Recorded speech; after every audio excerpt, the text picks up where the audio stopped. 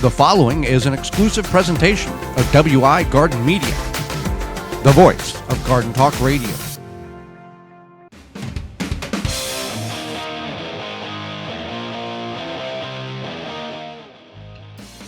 Coming up on the program today, we're going to be talking about ornamental grasses as well as the history of canning. Our guest will be Carly MacQuarrie, and we'll answer your garden questions. The hour's jam-packed, and it starts right now.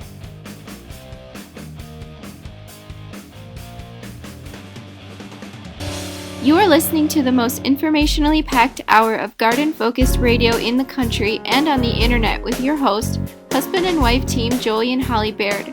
This is the Gardening with Joey and Holly radio show. Welcome to the Gardening with Joey and Holly radio show. Thank you for being part of the program today and joining us. I am your host, Joey Baird. Beside me is my wife, co-host, best friend, and gardening partner, Holly Baird.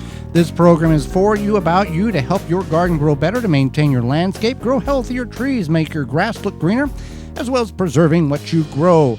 We want to thank you for however you're capturing the program, whether you're listening to us on one of the 15 radio frequencies that are carrying our program here in 2021, through a radio app, through our parent website, the WisconsinVegetableGardener.com, at the Season 5 tab at the top of the page, podcast replay or in-studio video replay. Thank you so much. You want to be part of the program, you can certainly do that by giving us a call at 1-800-927-SHOW, 1-800-927-7469. If you've got a question, say you'd like to say hi, you can just do that. If we can't get you on the program, leave a message. We'll call you back. If you'd like to send us an email, that is also a very easy avenue in which to communicate with us. GardenTalkRadio@gmail.com. That's GardenTalkRadio@gmail.com. If you are sending us a question in regards to a situation that you're facing, if you can kindly attach a couple of additional photographs to that situation so we can better help provide you with the correct answer, we'd be much appreciated. So, Holly, let's get into the program. And we're going to talk about in segment one here, ornamental grasses. Yeah, so there's, I guess, two types of ornamental grasses. One is like a true ornamental grass, and then another one is like a shrub or a plant that has a grass-like appearance, like a sedge. Uh-huh. And so you would use it for a similar purpose. So most grasses are perennials, so that's something to keep in mind. You can find annual... Perennials, meaning they come back year after year with a little maintenance on your end. Right. Yeah. You can find annual grasses. People will often put those like in containers. Mm-hmm. Those are smaller grasses. So we're going to talk more about like the permanent grasses. The easier ones. Right. Plant it and forget it to a certain degree. Right. Now, why would one may choose to put ornamental grasses on their property? Well, for one, you can use it as an ornamental accent piece. Making it pretty. Mm-hmm. You can use it to create like a shrub sort of hedge. Thing. Like a hedge. Yeah, like a... you do plant a bunch of them next to each other. Okay. And then you have like a wall, a living wall. Yeah, a wall of grass. And now, some people may be thinking, well, why would I just want tall grass when, on my property? This is not necessarily just tall grass. They have specific and very unique characteristics. They don't spread necessarily like, grass or weeds do. They have a very aesthetic, pleasing appearance when you put them on your property. Right, and a lot of people like how, because they're basically like thinner, taller plants, Mm-hmm. When they blow in the wind or even just the rain or maybe a tiny little bird, or it's pretty to watch the bugs on it, whatever. So a lot of times it's just, for whatever, there's not really like, it's not going to improve something. A lot of times it's just for the aesthetic. Right. Yeah. So that's why you would grow grass. Now most of these grasses that are available, they can grow between 3 and basically 8-9 feet tall, and can be grown in growing zones, USDA growing zones, between about 3 and 10. So that really covers a very large gamut that maybe one doesn't work well for your area, but there's 3 or 4 other ones that would work well for your area. Right. And we found that there's a variety of grasses that can be grown in those different zones. So, and most grasses are pretty forgiving, and that's another reason maybe why you would want to grow them, because they usually just require normal soil. They require just rainwater for the most part, and a lot of them are drought tolerant. So unlike a shrub where there's a little more maintenance and potentially problems that could come up when you have a bunch of shrubs on your property, grasses pretty easy. Right. Now there are ones that do spread, and so that's something to keep in mind, that at some point you might have to divide them. So which is not a bad thing. No. Because you're paying an upfront cost in order to purchase. These are not necessarily something that you're going to buy seed for and then start them in a grow cell and then take and transplant them outside. You're typically buying these as a fairly decent size plant. Right. Most of the time you're going to your local garden center and you're purchasing these plants, and then you're going to plant them where you want them. Right. And you should definitely do your research, because if you find out that it's maybe like 1 square foot right now and it spreads to, I don't know, 5-6 square feet, whatever. Depending on where you plant that, you may not have that space available. Right. So, and some people will even plant them in raised beds, which is fun too, because it does provide them really good drainage a lot of times. But it's not, you don't just have to put them directly into the ground. You do have some options where you could put them in a raised bed. Right. And with them, at some point, you have to, some of these you're able to divide or hack in half and then hack again. So basically you take one giant plant and you can divide it into 4 separate root balls. You've expanded and you've really decreased the value or the amount of money you've spent on it. Let's say you spent, I don't know, I'm picking random numbers here, $10 on a plant. Now you divided that up in 4 pieces. That $10 is really, each plant has gotten a lot cheaper. And then over a course of time, it gets cheaper until you're basically looking at pennies every time you divide. Right. And then there are grasses for different areas. So there's full shade, full sun, partial shade. There's that too. So you're not limited to versatility. Yeah, you definitely have a lot of versatility. And a lot of times with most plants, if it's meant to be in partial shade, it'll grow in shade. It's just not going to grow as large or as prevalent. Well, let's take a look at some. What are some that we would recommend here? Feather reed grass. That's one thing I want to touch on is planting. So some of these, depending where you are in the country, you could essentially plant them in the fall. Most people in the north plant them in the spring. A lot of times it'll recommend to divide them in the fall. So you have to pay attention to what you're growing. Okay. So and then the maintenance. Yeah, the maintenance. Well, let's go over the maintenance before we get into the types of varieties here. Yeah, so watering, it kind of can vary by the species, but for the most part, again, it's like 1 inch of water per week, and then a lot of these varieties are now more drought tolerant as they become more hybridized when it comes to the species. Let's talk about the trimming or the cutting back, because you don't necessarily. It's recommended to at the end of the season cut it back. But I guess if you don't cut it back, it can still be fine, but it helps if you do cut it back to get it to reset or reestablish for the next growing season. Right. You want to make sure that you cut back the grasses before the new season's growth starts, and that's good to keep in mind. Most of these grasses do not require fertilization, and actually some, like too much nitrogen, could cause problems. So you want to just use a happy, healthy soil, and they're going to do their thing. And you want to cut the stems back just a few inches above ground level for the best appearance. Get rid of that old growth and trim it back with either trimmers or secateurs or whatever you have in order to make a clean cut, make it a buzz cut on it, and then you're good to go. Let it grow and the way it takes off. Yeah, for sure. And then most grasses, you divide them about every 3 to 4 years. And if they're not divided, they will become thin. They'll die out. They'll kind of choke themselves up. Right. Exactly. That's what you got to be aware of. So there is some maintenance when it comes to that. We're just going to ramble off a few varieties here that we would maybe recommend for you. Big blue stem grows 3 to 8 feet tall, and it's narrow in clumps. And the clumps are, the clumps can be 4 to 8 feet apart or a feet tall with a large powder blue foliage on them. Zoned 4 to 10, so that covers almost everybody in our listing area. But there's another variety of that grows in 3 to 9. Okay, the Red October. Yeah. Red October has narrow, deep green leaves with red streaks in them. So it really, some people who are landscapers or want a specific tint to their landscape foliage, some of these can relate to their house color or their fence color, whatever, because it's got that tinge of blue or that tinge of red in this instance. Right. So that's something that to keep in mind is what color.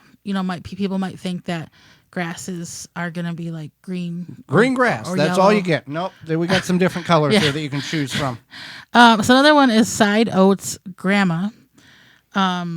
So this is a beautiful native grass, and it'll grow in sandy to clay soils, and that's zone 4 to 9. It gets about 2 to 3 feet in height. There you go. If you don't want something that's 8 feet tall, at 2 to 3 foot is really a good choice for you. Yeah, and then there's also a blue gamma. It's called a mosquito grass, and so the heads resemble mosquito larvae, which may not be something you want to see, but that's zones 3 to 9. Half to a foot in height. So that kind of would be something you maybe want to put around right close to the house. With that being 1 to 2 foot, 1/2 foot, 2 foot high, and it's drought tolerant. Yeah, and you could put it with some other perennials that might be shorter or taller, and it's not going to overpower them. Mm-hmm. And we got another one, feather reed grass. Yeah, so this grass is 2 to 4 feet tall. It has tall flower heads in the spring that turn to golden tan in the summer.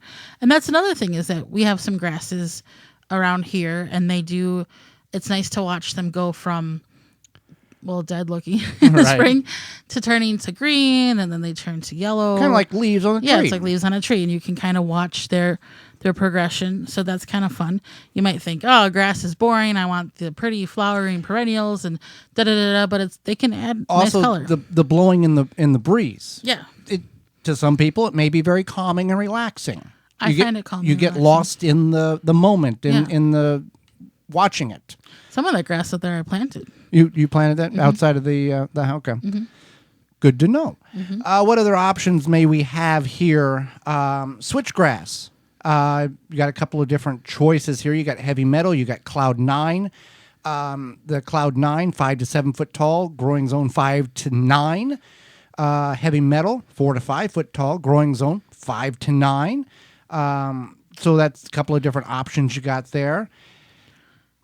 I don't really know about this 5 to 7 foot tall grass.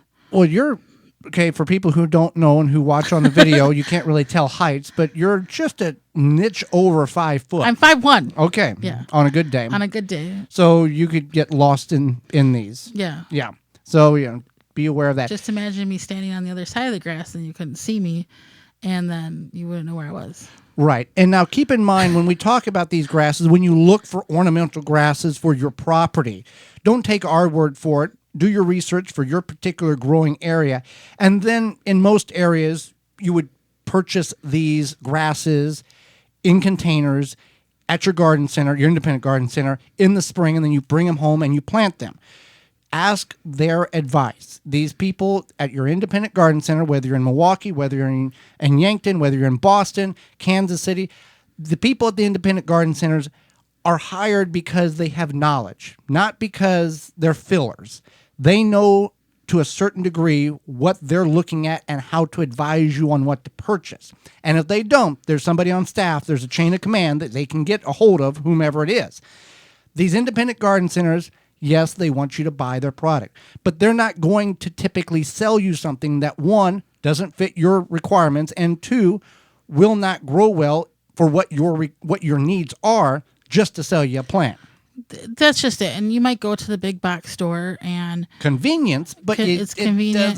The convenience doesn't. It's not. Oh, great! You save $3, but you probably got the plant, not the right plant. Well, right, and the guy who sold you paint last week is now selling the grasses, and you're going to say, hey, dude, what's this about? And he's like, that'll look nice in your yard. Yeah. That's about it. Yeah. And so keep that in mind. And there's like giant needle grass that can go growing zone 6 to 10 and get 5 to 6 feet tall. It's a arching and airy golden dandelion flower like in early and midsummer color to it. Looks really nice. So there's many different sea oats is 7 to 11 growing zone. Right. Well, growing zone 6 to 10 is not for us, but you know what is for us? What is for us, and Holly? for everybody? Uh-huh. Walton's. Okay. Walton's Inc. Our radio show is brought to you today by Walton's Inc. We know you care about where your food comes from. You might candy preserve your fruits and vegetables. But what about the meat? At waltonsinc.com, you can get all the equipment, seasoning, and supplies to make sausage, jerky, and any other meat product your way. And you might think, I don't eat meat or something. I'm not a hunter. I'm not a hunter. Yeah. Maybe I don't process meat. Maybe I didn't go buy half a cow from somebody. But they got that covered. They got seasoning. And kitchen utensils and supplies and thermometers and everything else. All sorts of stuff. So maybe you eat a lot of potatoes. They got a great potato seasoning. So you can find all that information at waltonsinc.com. They also have, if you want to make some snack sticks or jerky that actually tastes good, if you go to meatgistics.com, it's an informational site to help you make the best finished product. And they have all of this at meatgistics.com and waltonsinc.com. Sausage stuffers, mixers, everything but the meat. And for you to save a little extra of your hard-earned cash, they've got a coupon code available just for you, the listeners of the Gardening with Joy and Holly radio show.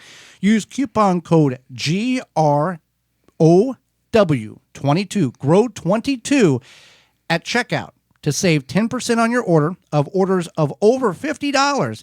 And you also receive free shipping on that order. When we come back, hang around. It's going to be the history of canning jars. You're listening to the Gardening with Joy and Holly radio show. For Joey and Holly? Send it via email anytime to gardentalkradio@gmail.com. We here at the Gardening with Joey and Holly radio show Gardens understand that healthy soil is the key to a successful garden. We know that chemical fertilizer burns carbon out of the soil and kills the microbes needed for a healthy soil ecosystem. No worries. Chicken Soup for the Soil by Dr. Jim's will stimulate life into your soil, supplying all the nutrients most fertilizers neglect. Rather than force-feeding water-soluble chemical fertilizer, we suggest feeding the microbes a smorgasbord of 100% biodegradable nutrients that your plants can consume when they need them. The nutrients are readily available to maximize their genetic potential. Chicken Soup for the Soil will increase the quality of the fruit and vegetables you grow. Visit drjims.com. That's DRJIMZ.com. Number one key to healthy, productive plants are the roots. Starting from seed to full-grown plants, rootmaker.com has the answer. From seed starting trays with an innovative design that air prunes the roots, creating a fabulous root system, never again will you have root-bound plants, to multiple gallon grow bag sizes to raised beds. Rootmaker.com has your grow needs covered. Visit rootmaker.com. Use coupon code RADIO21 and get 15% off your entire order. Pomona's Universal Pectin is a high-quality pectin that gels reliably with low amounts of any sweetener. If you're trying to reduce the amount of sugar in your diet, you'll love Pomona's Universal Pectin. Now you can make healthy homemade jams and jellies sweetened to your taste. You can use sugar or honey to sweeten. Pomona's Universal Pectin keeps indefinitely when stored in an airtight container. Easy to use, versatile, and comes with directions and recipes in every box. Find out more and where to buy at PomonaPectin.com. Also available at natural food stores and online. Straight from the farm, fields, and briar patch, Piper and Leaf Artisan Tea is a tea like you've never imagined it. Get our award-winning tea delivered right to your front door and become part of the Piper and Leaf family. Free shipping over $75 at piperandleaf.com. Turf experts always say lawn season begins in the fall. It's the time to help grasses recover from summer stresses and thicken up so it can come back strong in the spring. This fall, you can fertilize, aerate, and dethatch your lawn using just one fantastic liquid product. It's called Lawn Force 5, a 5-way lawn care kit in a bottle. Lawn Force 5 gives you a lush, healthy lawn you can be proud of. It improves your soil in a way that gives your lawn great color using 75% less nitrogen than typical lawn fertilizers. Visit our friends at natureslawn.com to find out more about this amazing Lawn Force 5 product. That's natureslawn.com. The Gardening with Joey and Holly radio show is brought to you by the following: Pro Plugger, Dripworks, Waltons Incorporated, Tree Diaper, Janie's Mill, Phylum Bioproducts, Chapin Manufacturing Incorporated, Nature's Lawn and Garden Incorporated, Deer Defeat, Dr. Jim's, Root Maker. Find all sponsors at the WisconsinVegetableGardener.com and thank them for their support.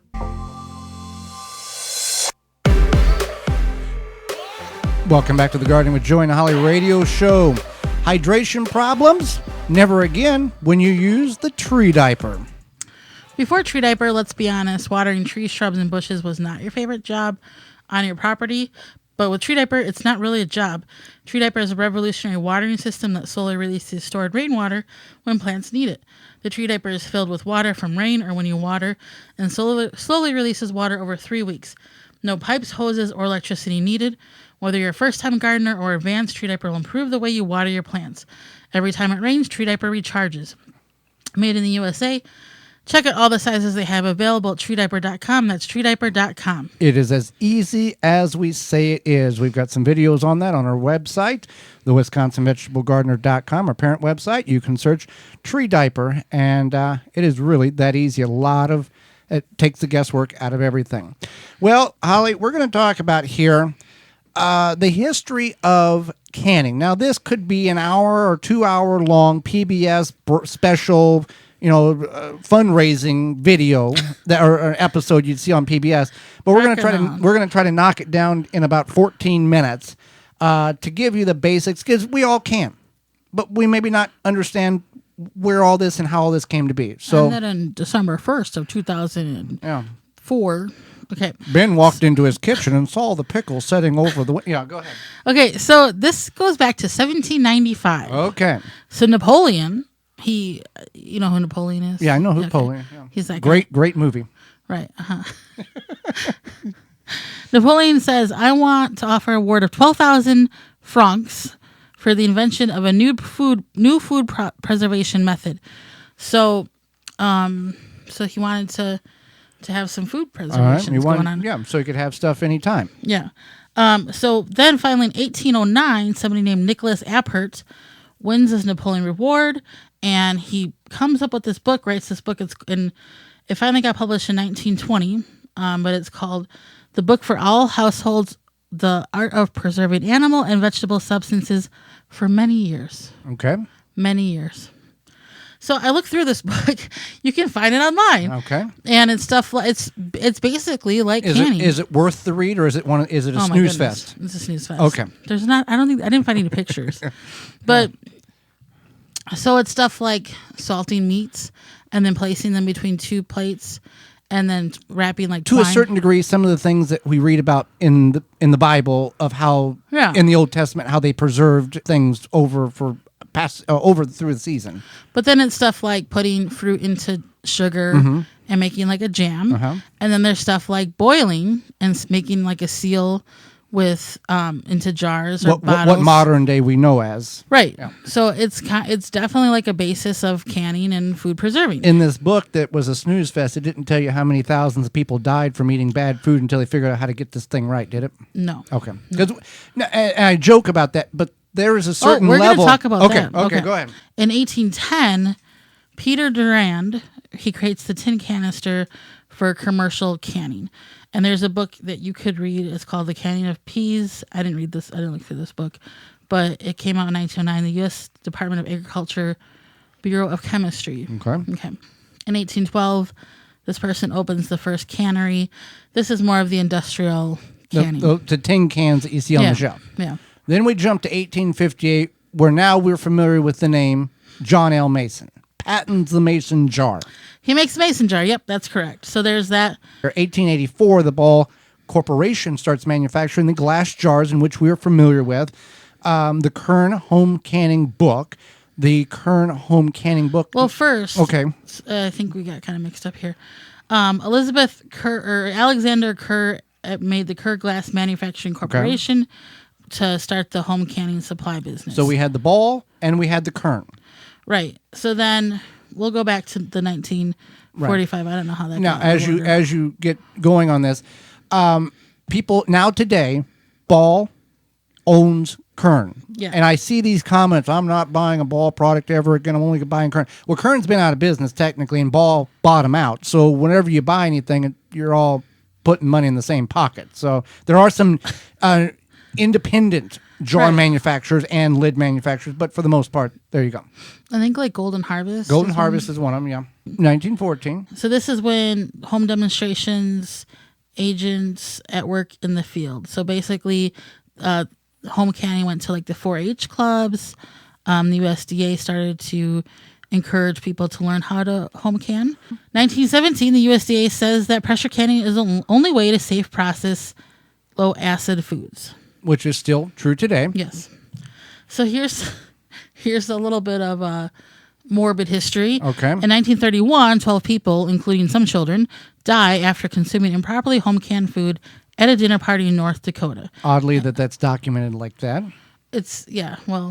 Whatever. This is from the USDA website. Okay. So that's how it's documented. Okay, so in 1939, World War II begins, and at that point, there was a peak in home canning in the early 40s, and because of the shortages of the food, Victory Gardens, things like that, and so there was more than 4 billion cans and jars processed during the time of World War II.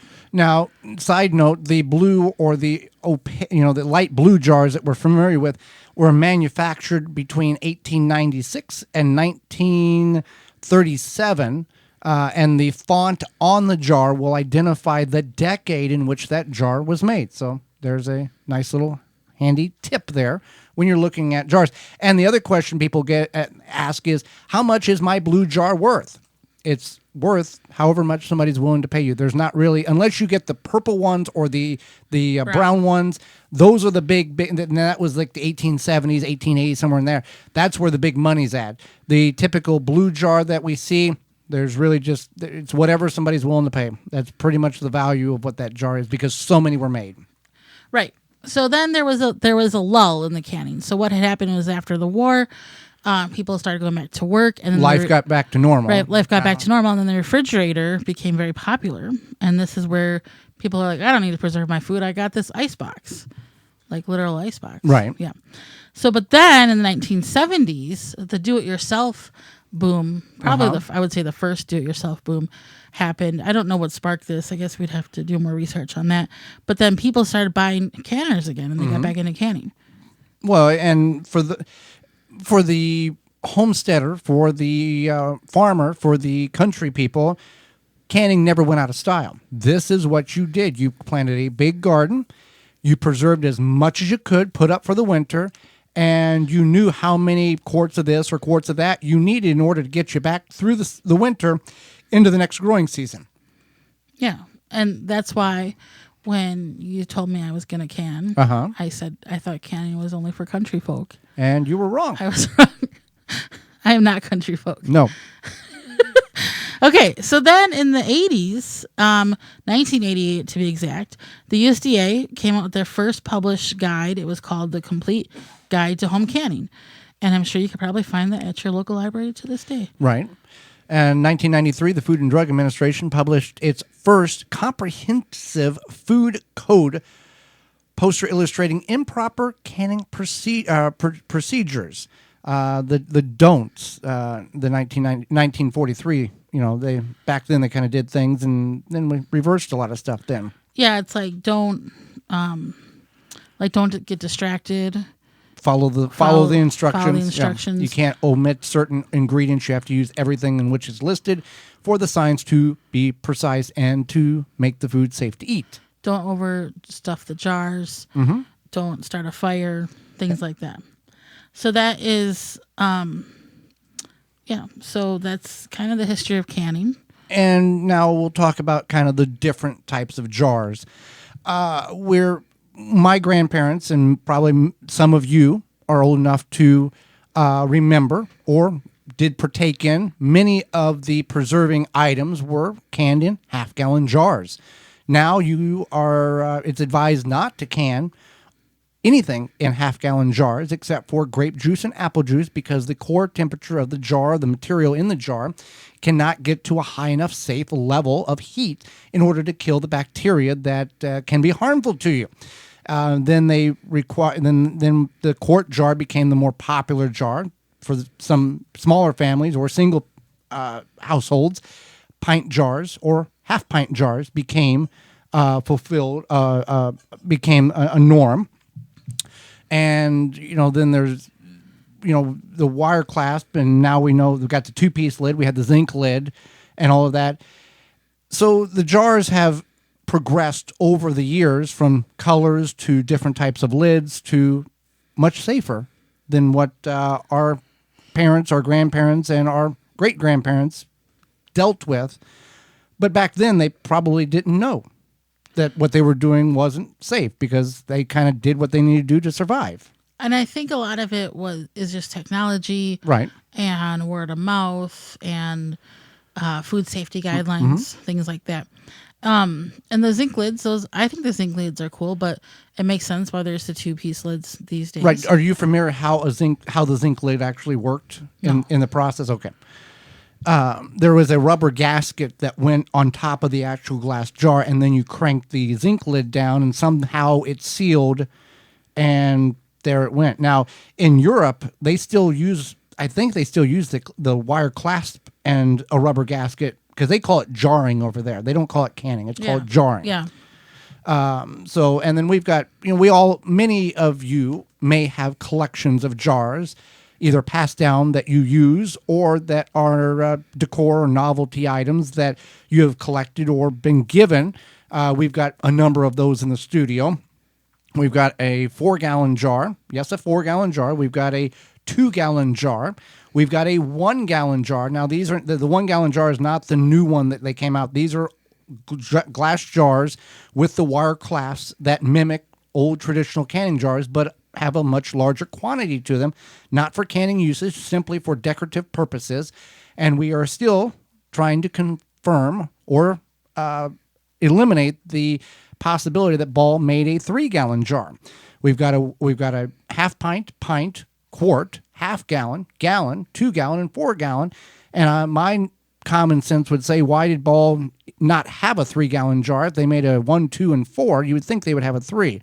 So if you can help us out with that, since we have the platform to reach a lot of you, give us an email at gardentalkradio@gmail.com and let us know if you know for a fact if Ball Canning made a novelty 3-gallon jar. We would sure like to know. So the history of canning, it wasn't quite what maybe you thought we were going to go through. We went through from all the way from 1795 to present day, to kind of tell you the stepping stones of where and how it all began to what we are currently aware of today. And the National Home for Food Preservation recommends on the recipes, what time frame is it safe to use a recipe when you have a book, or what's the guidelines on that? Basically 2005 or sooner. Okay. So that's when they kind of last changed their, I don't want to say change their standards. Within about 15 years. But yeah, 15 years, they kind of, because food has changed, just growing conditions and things like that. So the nutrient value of food has changed, yeah. Even just like tomatoes, you used to not have to add acid to your tomatoes, and now you do because of acidity levels and all that stuff. So yes. It changes with the safety of it. And so, keep that in mind. If you've got an old classic Ball canning book, keep it around. Put it in a shadow box, whatever you want to do. But it would not be safe to use those recipes. And I understand, I know there's some of you out there going, well, I've used this since 1968, and I haven't got sick. And Holly, your response to that is? Well, that's okay if you want, but I wouldn't take any chances. Right. Good for you. Good for you. I practice safe canning. We practice safe canning. That's what we encourage people to do. So I'm not going to tell you Yes. No. Can at your own risk. Right. Right. Well, summer's over, Holly. Nights are getting colder. Days are getting chillier. Kids are back in school. And the lawn has been forgotten. And if we forget about the lawn, those Japanese beetles will guarantee be there for next spring to attack everything you've got growing. Yeah, just because it's fall, we don't want to forget about our yards and those Japanese beetles either. They may be gone, but they're not far. Not only do they feast on your roses and berries this summer, they laid eggs in your turf so they can start again next year. You can take a stand with Phylum's Grub Gone. Grub Gone is a non-chemical Bt granular that specifically targets scarab pests and their larvae.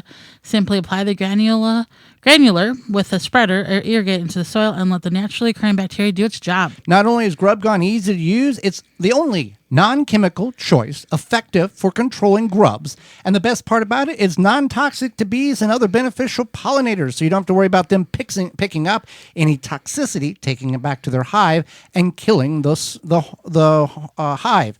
You can find all this out and get a hold of some Grub Gone from Phylum Bioproducts, the natural choice. That's PHYLLOM, bioproducts.com. We'll hang out. Carly MacQuarrie, author, be with us momentarily. Have a garden question? Give Joey and Holly a call now or anytime 24/7. Just dial 1-800-927-SHOW. If you can't get through, leave a message and they will call you back. Call now 1-800-927-SHOW. Protect your plants against damage with a 3-in-1 plant guard and special blend fertilizer. Visit ivorganics.com. Brought to you by Blue Ribbon Organics, providing locally made organic compost and soil blends for gardens, farms, landscaping, and more. Visit blueribbonorganics.com or call 262-497-8539 to find their products nearest you. The Gardening with Joey and Holly radio show is brought to you by the following: Simply Earth, Seed Savers Exchange, Quick Snap Sprinklers, Water Hoop, Timber Pro Coatings, Bloomin' Easy Plants, Pomona Universal Pectin, Ivy Organics, Tiger Torch, Happy Leaf LED, Seedlink. Find all sponsors at the WisconsinVegetableGardener.com and thank them for their support. Welcome back to the Gardening with Joey and Holly radio show. Moments away, Carly MacQuarrie will be with us. But first, Yellow Jackets Rescue has the solution to that issue in your backyard or on your property. Yeah, as the end of summer occurs, you'll notice more aggressive yellow jackets flying around. Yellow jackets are looking for your barbecue meats, your sweet drinks, as well as water resources. You can keep them at bay with Rescue Yellow Jacket Traps. Rescue Yellow Jacket Traps are eco-friendly, do-it-yourself option to keep those stinging pests away from you. These traps use a powerful lure for yellow jackets, but they will not attract the beneficial honeybees. All Rescue products are made in the USA. You can go to rescue.com where you can buy these yellow jackets. Other pest control solutions, that's rescue.com. Holly, let's go to the hotline and bring in our guest for this week. Carly MacQuarrie is passionate about growing her own food, using it wisely, and urban homesteading. She is an author, an urban homesteader, and the creator of The Little Green Shoot. Welcome to the program, Carly. Thank you so much, Holly. It's great to be here. Well, we thank you for taking time out of your day, not only to educate Holly and myself, but all of our listeners across the country. And we'll just jump in it right now. You're all about small space gardening, and what are your best small space gardening tips, if you could provide a few of them for Holly and me and our listeners? Yeah, so many. So one good one is raised beds. Those are great because you can put them anywhere. Growing vertically is good. So growing on trellises to save space that way. I like to grow smaller varieties of things. So when you're in the country, you can grow those enormous pumpkins and things like that. Where we're on a city lot, you might want to do like lettuce, carrots, things like that are small. Also seeing your space with fresh eyes. So putting gardens in places that you might not normally put them. So like I have an herb garden in my driveway and some raised beds in my front yard. The parking strip to my house is like a little mini orchard.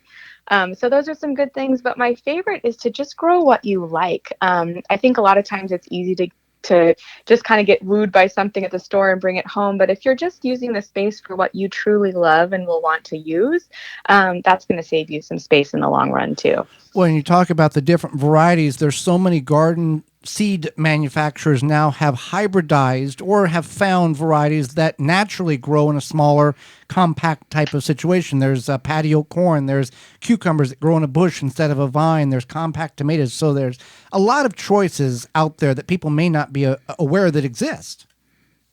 Totally. Such a great point. Yeah, that's true. Okay, so you're very passionate about urban homesteading. Some people might not understand what that means if they have to get goats and put them in their small backyard or something.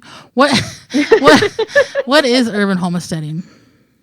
Yeah, so I definitely don't have any goats or cows in my urban backyard. We don't even actually have chickens, but we do grow a lot of our own food. We're, we actually live behind a bar on a busy street on a city lot, but we're able to grow a ton of our own food. So by urban homesteading, it's basically just growing and preserving as much as your own food as you can, even though you're in a city or a small space. But I think sometimes people want to think they can't do it or give up because they don't have enough space. But I mean, you can definitely supplement your urban homestead from farmers markets or local farmers, even different suppliers. So it's basically like providing you and your family with healthier alternatives, a lot of times even ones that you grow yourself, and then using that and keeping it throughout the year is how I would define it. But there are probably lots of different definitions out there. Right. Everybody's urban homestead is defined to their requirements and their needs. Whenever you moved to the location you're at now, was the urban homestead, was that a goal, or did that kind of morph into and kind of become what it is today just by time and circumstance? That is such a great question. It's definitely something that just evolved. I always wanted a garden. I started working in greenhouses when I was a teenager. I've just always had a passion for plants, and everywhere I turn would kind of be a door closing in my face. I grew up in the forest and there wasn't enough sun. And then I moved to California and my backyard was sand. I lived in apartments. And so finally, when we moved here, even though it was still a city lot, I had enough sun to finally grow a garden. And so, as you start your garden, I'm sure you guys know, there's all these different stages that you go through. And for me, I was finally finding success as a gardener. And then I'm like, what do I do with all this stuff? There's only so much you can cook or give away. And that's when I started really getting into preserving what I grow and making it last throughout the year. So it just kind of evolved naturally and kind of took me over, I would say. Now, not everybody is big on canning what they grow. Are you a canner, or are you more dehydrator or refrigerator storage, or how do you get the most out of what you grew? Yeah, definitely. I do all of that. So we got a dehydrator a couple years ago that's totally changed my life. I love it. We use that for lots of different things. I've got raisins in there right now from when I harvested some grapes. My goal this year was to grow enough tomatoes to can for the whole year. So I've been canning a ton of tomatoes. We've got blueberries in the freezer. Right now we have a porch filled with apples we're going to take over to our friends next weekend and make some cider out of. So kind of all different things. That's a lot of fun. So you do have a free guide on your website. It's the Beginner's Guide to Urban Homesteading. And what's your website so people can find it? And why should our listeners go there and check that out and all your other great information? Yes. So my website is called thelittlegreenshoot.com, and it's a good resource. There's tons of free articles on there. It's great for people who are getting started with urban homesteading, or even if you live in the country, just a beginning gardener. It's got lots of tips and tricks. And then it's also got articles about how to preserve what you grow. The guide is great because, obviously, who doesn't love free things? But it's just kind of an introduction to what urban homesteading is, how you can get started, different resources. I've got some recipes in there for making your own garlic powder and also your own French fries if you're growing potatoes, or if you want to cheat and get some from the store. French fries are delicious either way. And also how to grow and store potatoes is in there. So it's just a nice little free guide to get started. And I think people need something like that, because how to grow a tomato, you put that in your favorite search engine, there's 973,000 different ways. And if there's something tangible or something that has a very simple guideline, here's what worked for me, here's how you can do it, here's how simple you can do it, and here's the reward that you can reap from it. it really puts people at ease and takes a lot of the confusion or hesitation out of starting a garden, whether it's one container or a backyard. I'm so glad you brought that up, because I think that we're all just really hard on ourselves, and we think that, things are complicated or hard and we can't do them. And I have kind of a passion for making things simple and letting them be easy. And I think the more we can just support each other and, garden, you guys know garden's also filled with failures, and that's totally fine. It's part of the process, but just having the courage to get started, and it's not a big deal. Everyone can start easy. Yeah, definitely. So, you obviously have learned a lot in your time of urban homesteading. What's something you've learned that, in regards to urban homesteading, that will always stick with you and you're really happy you learned it? Honestly, it's kind of where my garden is. I'm kind of an introvert, and I always wanted my garden to be in the backyard. And with my small space, I've been forced to have my garden out in the front yard. And just by being out there all the time, I've met so many people in my community, my neighbors. Last night we were out there picking apples and sharing with everybody, and little kids are like, "These are real apples that you can grow, these are real apples we can eat just growing on this tree," And so that's honestly been one of my favorite parts, is my connection to my community through my garden. But also, it's just it feels so good to look around and, have your shelves be filled with things that you actually grew yourself, or throughout the seasons, just seeing, each thing has its own kind of time and place, and they're all so beautiful. And so just watching the seasons go by is really exciting for me still. And you speak about being in the front yard and connecting with the community. Many people know this, but they don't want to. They don't comprehend it. There's a lot of good people in the world. There's a few bad people that make everybody else look bad. A little drop of oil in a puddle of water makes it look bad. But you connect with so many people, regardless of who they are. And like you talked about the kid there, knowing, he never knew, or he or she never knew apples basically grew on a tree. Aisle 9 of the grocery store. That's where we get food. It's introducing people to what can be done in their own community. Exactly. And it's been fun too, because a lot of my neighbors are growing gardens now too, or people will drive by and stop and they're like, "I just ordered some garden beds like yours," or what. And so it's just been like a really fun way to get to know my neighbors. And I think you're right. There's so many good people in the world. And it's nice to get to see more of them. Yeah, and I get it with the being an introvert thing, because I am too, and people are always like, "Well, you have a radio show," and it's like, well, this is how I connect with people. I'm not the type to go up to a stranger and be like, "Hey, what's your hobby?" Their hobby matches mine, and it comes to me. Yeah, totally. So you like to grow your own tea, and maybe other people want to as well. I know we have. Maybe people are currently growing something that they could make tea out of, or what are some plants that they might be growing that they can use for tea, or what are some that they can grow for tea? Oh, I'm so glad you asked that. I think a lot of times too, people are like, "Wait, I could make tea out of that," because it's just basically you cut the herb and dry it, and now you have tea.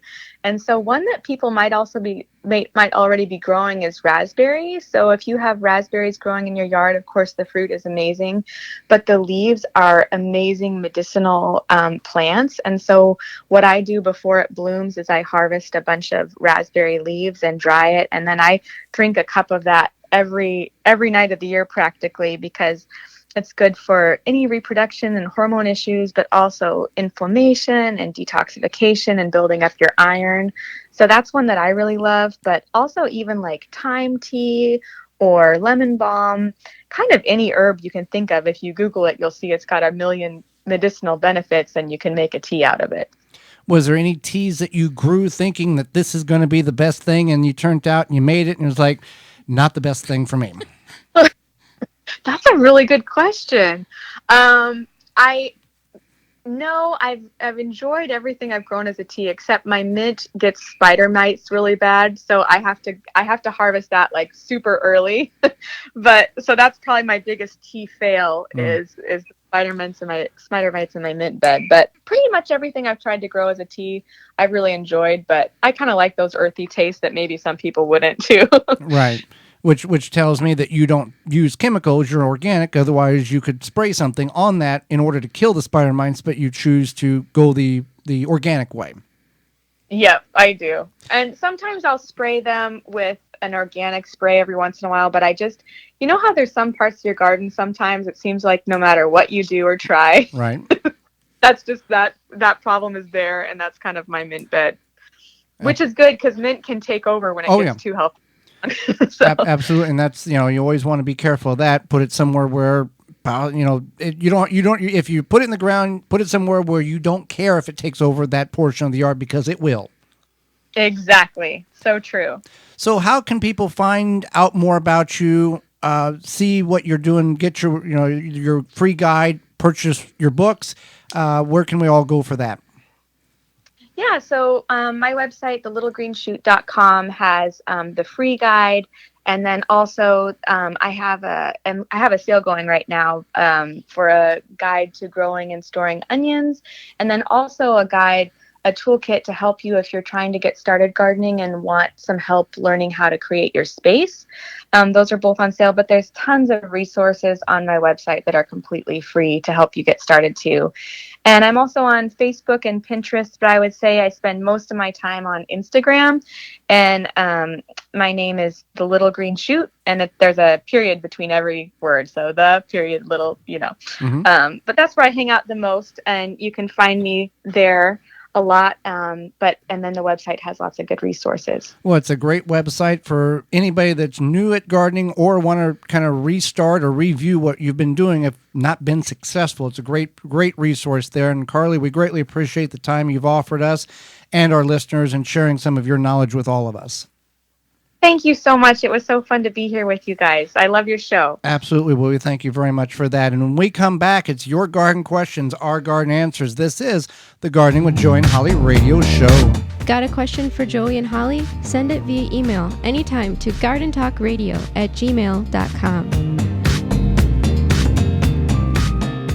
You move your lawn sprinklers all over the yard, but you always end up putting them in the same spots. Why not just bury them there? Out of sight, always ready to use, pre-adjusted to water the precise areas you want. Quick Snap Sprinklers makes it easy. In-ground sprinklers without the hassle or expense of laying pipe. Put the sprinklers anywhere in your lawn or garden. Snap on a hose to supply the water. Water on, it pops up. Water off, it drops below ground. You can mow right over it. You can have a buried sprinkler system up and running in just minutes. Each Quick Snap saves thousands of dollars. They install in minutes and operate for years. Visit quicksnapsprinkler.com. Rinse Kit, your hose on the go. Pressurized water at your fingertips. Without pumping or battery, simply fill from your spigot or sink on your way out to the garden, beach, or anywhere. Spray it, wash it, Rinse Kit. The Gardening with Joey and Holly radio show is brought to you by the following: Blue Ribbon Organics, Naturally Green Products, Ironwood Tool Company, Easy Step Products, Rinse Kit, Soul Brew Kombucha, Wild Delight, Rykon Vitova, Chip Drop, BaleBuster.com. Find all sponsors at the WisconsinVegetableGardener.com and thank them for their support. Welcome back to the Gardening with Joey and Holly radio show. Happy you've been with us for the program today.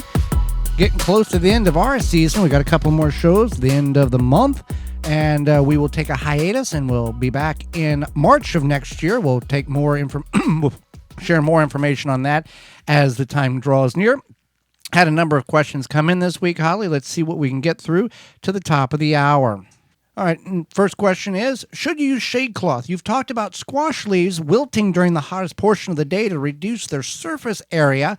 So wouldn't using shade cloth be better solution for the squash and other plants that are stressed by the hot temperatures? Well, that's a good question. And shade cloth is a material that is manufactured that reduces the amount of sun coming through it. You can get different percentiles of that. Typically, a 40 to 60% reduction in sunlight can be used and placed over a plant or plant area in order to basically put it like a sunglasses on the plant to protect it a little bit. You can do that. Works well. But this will be more beneficial in areas where it's prolonged seasons of triple digits or 90s plus, because a lot of plants, their pollen, they don't pollinate when it's super, super hot.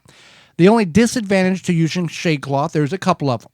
One, the appearance. Now, you can have shade cloth close to the plant, or you can have a canopy that you can drape the shade cloth over.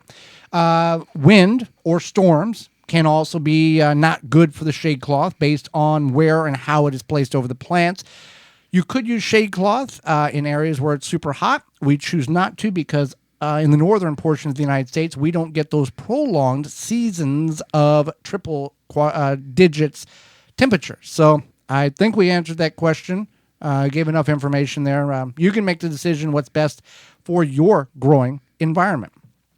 Okay, so next question is, does feeding the soil work in containers as well? Absolutely. We talk about feeding the soil in the ground. Feeding the soil in containers is really more important than feeding the soil in the ground, because as you water, as it rains, that water grabs hold of nutrients and flushes it out of the bottom of the container. Not because you're overwatering it, just because it's the natural procedure that soil and water that happens. In the ground, the water will pull some of that nutrients down, but the earthworms and the microbial life will bring it back up and kind of intermingle it a little bit. In a container, once it flushes out, it's gone. So topping the container with more organic compost potting soil, that's good. Feeding the soil with a compost tea or a organic fertilizer a couple of times during the season, also very important to prevent the nutrient loss for the plants so you can have the most healthiest plants you possibly can during your growing season. All right, canning question here, Holly. We've been asked this many times, but I think it's good that we answer it again. I see on social media canning groups where people are proud about what they have canned. They show the jars, but they're flipped over. What's this about? Is this necessary? And should I be doing this? No. Can we give a little more context to that? No. Well, Okay. Of course. Yeah. Okay. Yeah. Go ahead. So no, do not do this. It's not necessary at all. It's you should just not do it at all. Where did this practice come from, and why is it still practiced? Okay, so it's still practice because they watch their grandma flip the jars, Okay. and maybe they watch their mom flip the jars, and somebody else flip the jars, and then they're like, this is just what I'm going to do. So they did it back in the day because they used paraffin wax, and so that helped the wax seal, basically. Airtight. Get Get all in the nooks and crannies Yeah. in the jar. Yeah. But now you don't want to do that. It can... Are you even supposed to use paraffin wax today? I mean, we see it. No. We see it for sale at the store. A lot of times people use it as like a decorative thing. Okay. And sometimes people use it, they put their hands in it. Okay. to, I like, soften the remember hands. being young, and Mom would use it to seal jam and jelly. Yeah. And then the fun part would be puncturing that wax and then pulling it out and then getting the jam and jelly out of the jar. We were country people, okay? My face. Yeah. But anyway, I remember that.